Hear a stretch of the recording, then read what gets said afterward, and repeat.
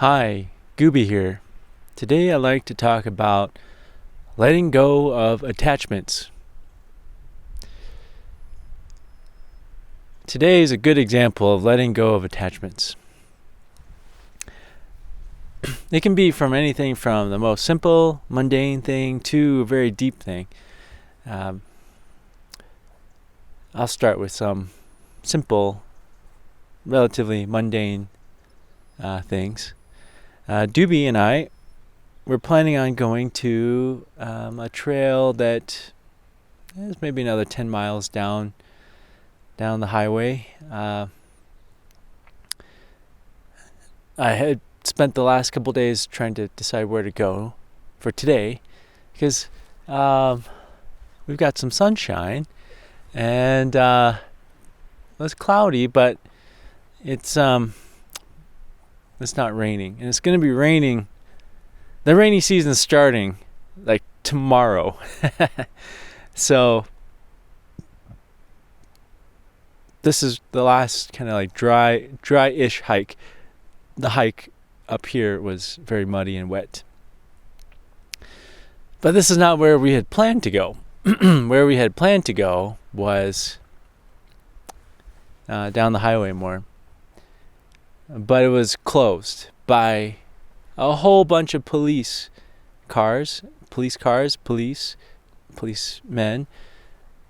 a fire truck, and a couple ambulances, and they shut off the whole highway. I mean, it's not a big highway. It's more like a 2-lane road going through the mountains. And we were almost to the turnoff to like start driving up a mountain forest road to get to that trail. But both lanes are blocked. The police had their cones out, and I drove up and got out of the car, and I just talked with the cop and police officer. I asked him if there's an accident and if it would be open soon, and he said that there was a vehicle theft, hit and run, and injury to people, and the culprits are still on the loose, so they've closed off the highway to try to catch them. Now, this loop of highway doesn't have any branch points. So if the cops close off both, it's a loop. They close off one end and they close off the other. They're gonna catch these guys eventually, unless these guys are like gonna go out deep into the mountains and camp for like a week or something, and then evade the blockade, because the blockade can't last forever.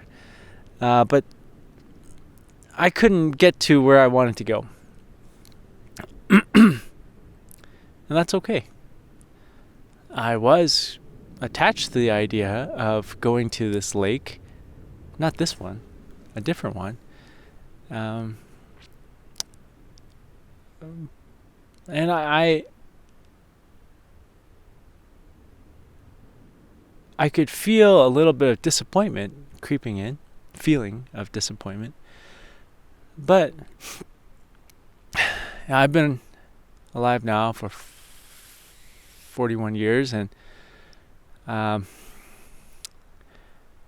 realized that a lot of things that I found disappointing in life actually happened for a pretty darn good reason. I just didn't know it at the time.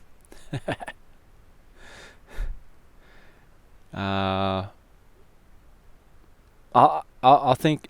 see if I can think of good examples of that. But I used to get like hot and bothered and be like, why, how come this happened? And get like upset. But today I was like, there's probably a pretty darn good reason why Doobie and I are not meant to go to wherever we had planned on going, and that's okay. So we just turned around, and I just looked for the nearest forest road that was going up a mountain on the map, and there was an ambulance parked in that dirt road, waiting to see if they needed to go to where that big group of vehicles. We just passed the ambulance. We just drove up this dirt road. I never looked at it on the map. I didn't know where it was going. But I did see that there was a body of water, up near the top of the mountain. So I thought, well, maybe this road goes up there. And sure enough, it did. So we're here. And it's a pretty cool place. I've never heard of this lake before. It's gorgeous. You can see a little stream coming down the mountainside over there where the trees end, and then there's scree or rock and moss and shrubs. It's like a cascading stream coming down, and you can hear it. It's really pretty. There's a lot of birds here too. A bunch of different mushrooms. The mushrooms are very happy right now. They saw a bunch of Amanita muscaria, boletes, and a bunch of little pretty orange ones. I don't know what they are. I probably saw at least 10 different species of mushrooms in this short hike up to the lake. And now there's this really pretty rock outcropping where we are probably like 20 feet above the water. It kind of gives a really cool perspective, seeing the sunlight reflected in the ripples of the water. Here, I'll show you if I can get the camera over there. Let's see here. Here we go. Check out the ripples and the sunlight rippling in the water.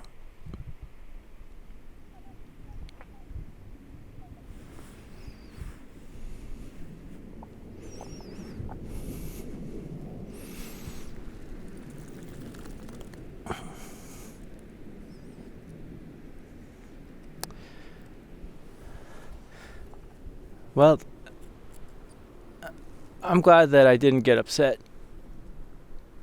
and I just accepted that it's not meant to go wherever I was planning on going, and that's okay. That's all right. You know, sorry, I'm just getting this camera adjusted. Oh. Okay. It's all right. It's all right to have unexpected detours in life. I mean, if we knew where we're going, like every day and every week and every month and every year, life would be really boring. I think if you knew every day of what's going to happen to you in your life till the rest of your life, till your life ends here, I think that would be pretty boring. I like not knowing. I like having some mystery in life, and it's funny how things work out. Things just happen.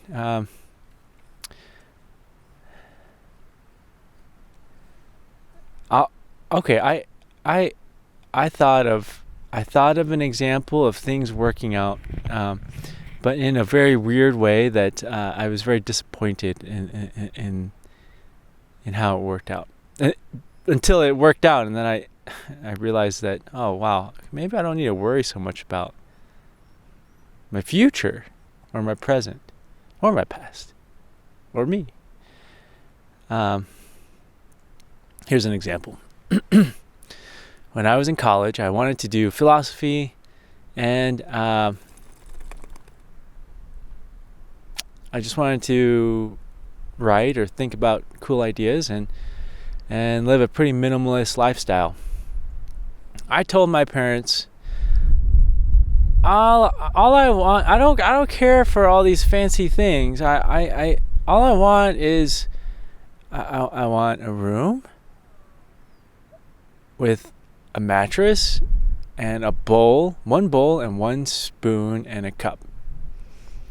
And I'm going to think of things. I'm going to think of things, and that's how I'm going to make a living. Because my parents were like, well, how are you going to make a living? And I was like, well, I'm going to make a living by like sharing my thoughts, by writing. And I'm just going to have a small room with a single mattress and a bowl and a spoon and a cup. And that's all I need.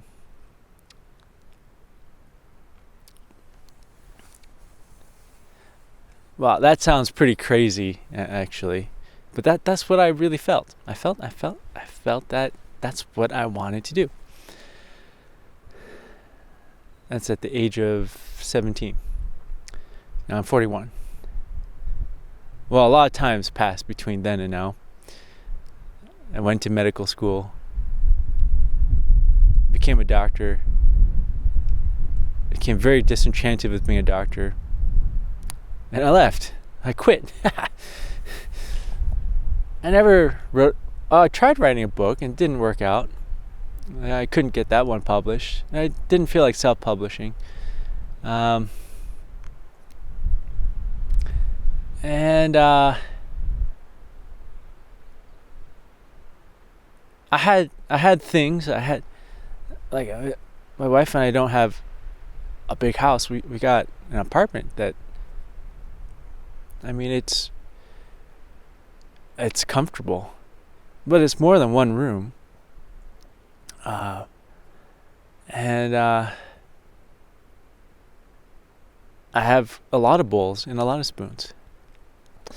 But the funny thing is, I spend a lot of time outside with Doobie, my dog, and by myself sometimes, like backpacking. And when I'm out here camping, either in the truck or backpacking, I have one mattress and I have one pot and one water bottle and one spoon. And I've been making videos, and for it's just magical. It's just magic that I'm able to make a living from sharing my ideas on YouTube. It's not exactly how I had envisioned it as a 17-year-old, but the funny thing is, it's actually pretty close. It's pretty close to how I had envisioned it as a 17-year-old, just slightly different, but pretty darn close.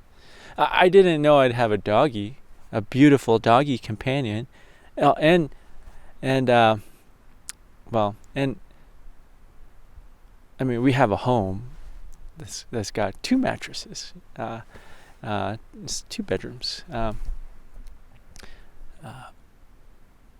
And I have a partner who's also Doobie's mom. I didn't anticipate that either. Life's funny. It's funny to me that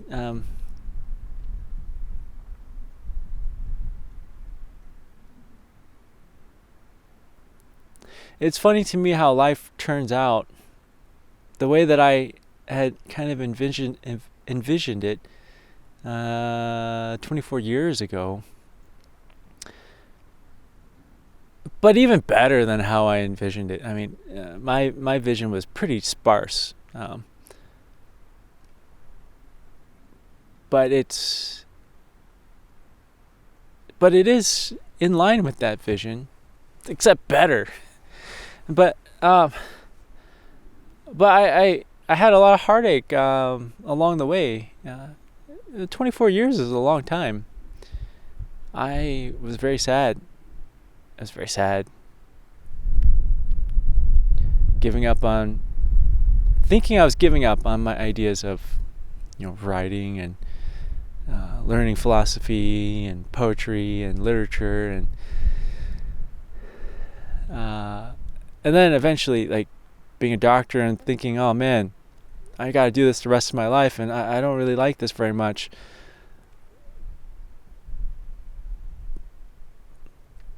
And then quitting that and being really sad that I'm like, man, I'm a failure. I really effed up my life. My life is really, it's shoot, is it over? Like, super depressed and sad about it. But like, I felt good that I had left something that was making me feel bad, but then I was like, man, I just wasted my life. I'm 41. I got to start over. At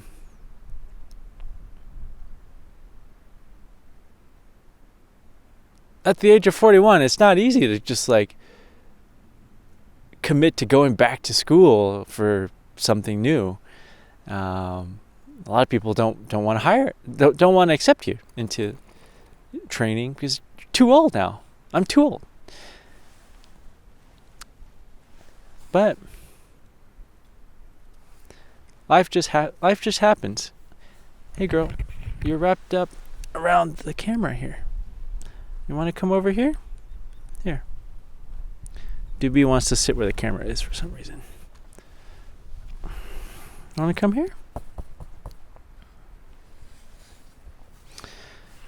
There we go.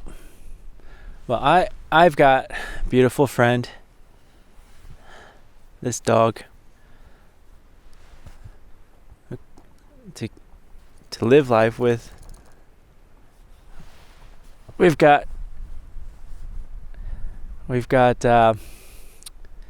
my wife, her mommy, to live life with too, and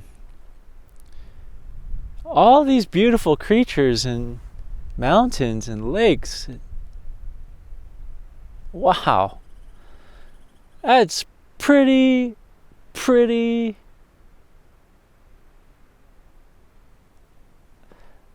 awesome. I was gonna drop an F-bomb, but I don't need to. It's a pretty cool life. Yeah,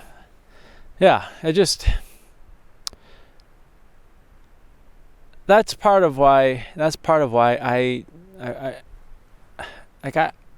I wasn't that bothered by the fact that I traveled a good ways, like almost 2 hours, and then just the last 5 miles were blocked off, and I was like, I almost made it to where I was planning on going, but that's not where I'm going. I ended up here. I like this place. Unexpected Lake. That's my name for it. Unexpected Lake. But where I was meant to be. I'm meant to be here.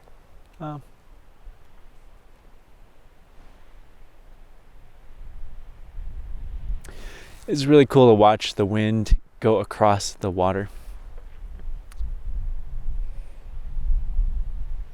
Water's so fascinating to look at. It's always changing. The clouds are water in the sky. So when you see a lake and you see clouds, you're watching two forms of water constantly changing. The clouds are constantly changing. The ripples on the surface of the water constantly changing. I'm like 60% water. So and I'm constantly changing too. Doobie's probably about 60% water too. You're 60% water. You're constantly changing too. And you know what? We don't know where we're all going, and that's all right.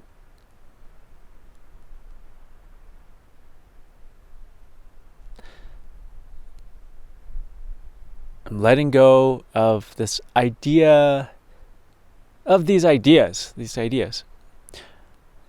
I just let them flow through me and